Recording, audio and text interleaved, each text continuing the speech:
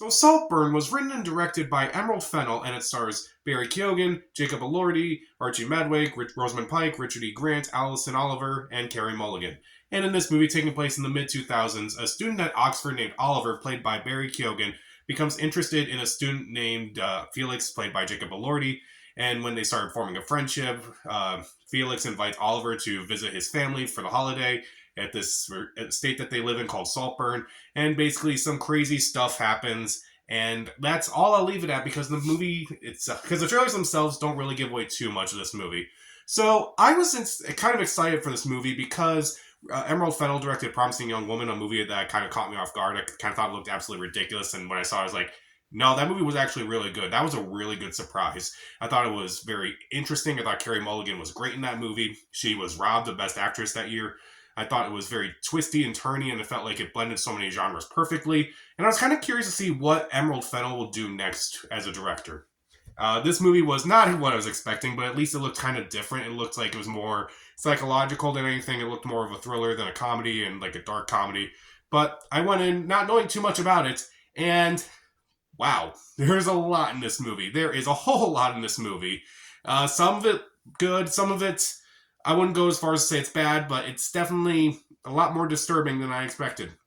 So, let's start off with the things I do like in this movie. Pretty much every actor in this movie is good in this movie.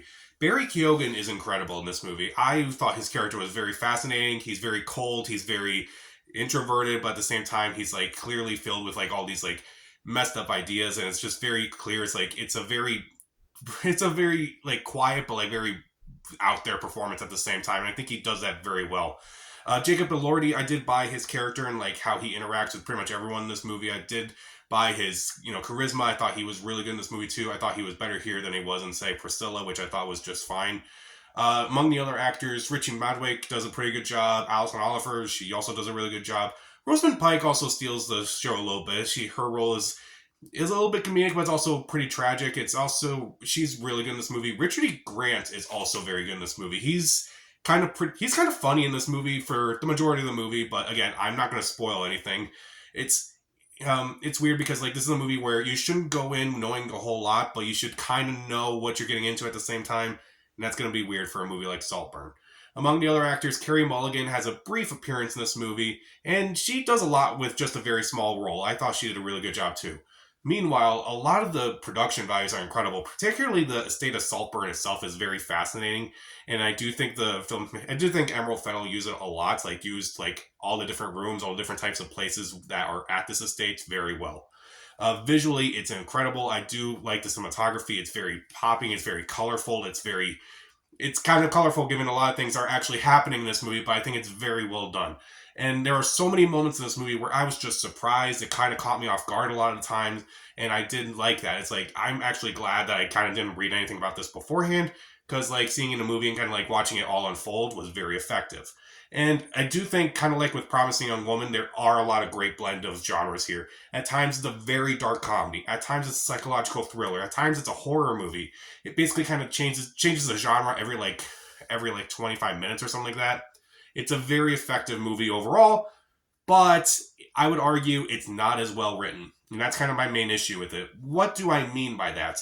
Well, first off, there are a couple dropped storylines in this movie. Like, there's a student at Oxford that is kind of friends with Barry Keoghan's character at the beginning of the movie. And I'm like, okay, where are they going to go with this character? They're going to drop him completely. Okay. Even with Carey Mulligan's character, even though she's not really in the trailers that much and she doesn't really appear in the movie too much, they do kind of throw away something afterwards about her character, which I won't spoil. But it's like, oh, okay, I guess you kind of resolved that. Okay.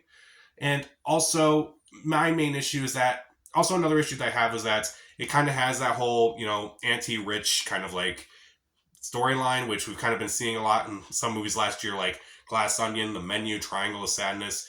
And while I did like all those movies, Saltburn kind of has the same vibe to it a bit, but I think it's kind of half-baked. Like, okay, yeah, it's just more like, yeah, the rich are terrible and they kind of just don't really care and such, and they kind of like live in their own worlds and kind of don't really know what the outside world is like. It's kind of half-baked, honestly. I feel like it's been done better in all those other movies, and Saltburn is like, that's kind of secondary.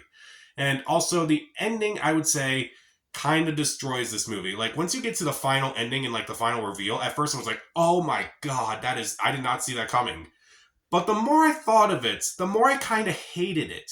Like, there's a lot that kind of has to happen for a lot of this to kind of make sense. And I feel like the ending kind of, I don't want to say it destroys the movie, but it kind of makes the movie underwhelming. There are some movies out there where the ending is so good and you kind of just don't see it coming that when you go back and watch it, it actually does make sense upon a second viewing. So the ending hits a lot more. But this movie, I feel like it doesn't have that. I feel like it is trying to do that kind of that type of ending where it's like, okay, yeah, if you rewatch this movie again and you can see all this happening, yeah, it doesn't work. It doesn't work for me. I feel like it just kind of undercuts it a lot. But also, there are so many moments in this movie where I was just kind of grossed out. I won't go into details or anything. There was one that was very disgusting, but I was like, that is incredibly well shot. It just doesn't cut away, and there's no talking during the scene. It works. But then there's one towards the end of the movie, which I'm like, this is kind of melodramatic, and it's clearly a little too over the top for this movie. I would say the best case scenario for this movie is that it becomes like a campy midnight movie like Rocky Horror Picture Show. Which, honestly, that's not a bad thing. Like, it's clearly obvious that the movie is kind of campy at times. And I do think there are a lot of moments out there that are just completely out there and I think would get a reaction from a lot of people who are going to see it. I know I got a reaction out of it, but it's definitely one of those movies that I know is not going to be for everyone. But if you, like, kind of want to see something different, this may be different enough to go, well, that was interesting. I don't know if I can watch it again, but it was definitely worth seeing. But again, there's a lot of gross things in this movie. Some moments where I'm especially grossed out, and I sat through movies like Infinity Pool and Beau Was Afraid. So Saltburn, even though the actors do a fantastic job, pretty much all across the board, the actors are great. The production values, the cinematography is very well done. The twists and turns are just very unpredictable. I do like the blend of genres. There are just so many issues with the script upon thinking about it. And again, very gross. I don't know if this is definitely going to make so many people uncomfortable. Again, if it was a campy movie, I feel like the best case scenario again, campy midnight cult movie, which, that's not necessarily the best thing, but it's also not the worst thing either. At least it's something that people will remember. I'll give Saltburn, I'll be a little nice because, like, while I was watching it, it was at least interesting. I'll give Saltburn 3 out of 4 stars. See it. This may be a weird review, but this is kind of a weird movie. So, what's your favorites of these, like, anti-rich, eat the rich movies, whatever you want to call them? Comment down below, subscribe to the channel. This is Pat. Stay safe.